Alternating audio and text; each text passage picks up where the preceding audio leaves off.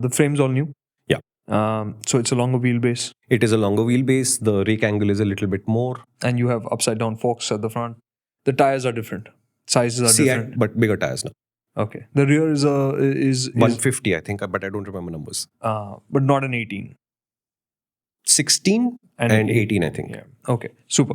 Now the part that more often than not you would have started with the engine, but it's almost like So deja vu. Yeah, in fact, this is a question that I asked Royal Enfield and I honestly didn't get a clear answer. Is that how is it that the Interceptor and the Continental GT have been on the market for 6 years? Now with owners knowing what the issues are, and they're reliable motorcycles, not much happens to them. But in the same breath, should the suspension not have gotten better by now? Because we know that suspension is the weak link in the whole package. I think it should. Would a lot of owners not go to the showroom, purchase the updated suspension and put it back on the Interceptors that they love so much? I have people messaging me about that. Once that comes out, I'm going to get the shocks from that and put that on my bike. Just don't do it. Don't do it. They're designed for a completely different kind of job at a completely different angle and they're a completely different size. So you will spend an enormous amount of money on the upside down fork and then discover it doesn't do the job that you want. So don't do it. Or the rear shocks. Yeah, so don't do that. Yeah. And if somebody's going to do it, let them be the guinea pig. Let them come to a forum somewhere, including in MotorInc's comments if you like, and say that, yes, I tried it and it works, then spend the money. Please just don't go blind into this. So I'm going to say that what were you talking about? We were talking about how the engine wasn't where you started off. Yeah. So when I asked this question saying, where is the update?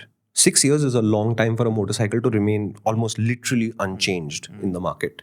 I didn't get a clear answer. Right. But I believe that they didn't really do much with this engine even now.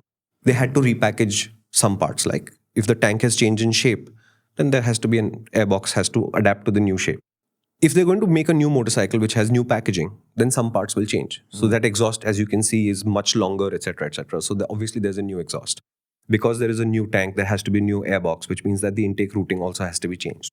So if we were to look at the curves, and we didn't, I would say that the shape of the curve will change slightly. But the peak power, peak torque, it's all in the same place. The gearing will obviously change because the circumference of the wheel is changing, but I don't even think they've changed the sprockets much on this. So if you look at the Continental GT, the Interceptor and the Super Meteor, for all practical purposes, they have exactly the same powertrain. So were there any surprises? No. But were we expecting surprises? And that's a good thing. Yeah. Were we expecting a surprise? No, we weren't. Because if you think about how an Interceptor or a Continental GT works today, it would fit very naturally into a cruiser. There is a lot of torque. It runs well into the higher revs if it needs to. It's got enough performance to get you to about 150-60 kilometers an hour, which is all you really need. So this motorcycle doesn't have any vibration to complain about. You sit at something like 90, peaceful.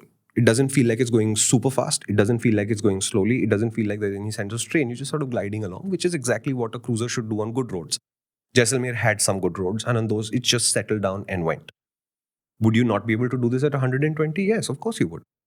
At 140, would it not feel like you were going fast? Yes, you would. Now, the touring screen to me is a challenge. Not because they've done a bad job of it, but because as the rider's height changes, a fixed screen of a fixed height being the only option on the menu will either work or like completely not work. Right. And that's the issue, right? So I had very minor buffeting. Can I live with that much buffeting? Yes. But do I really want a screen that large in a hot country like India? Absolutely not.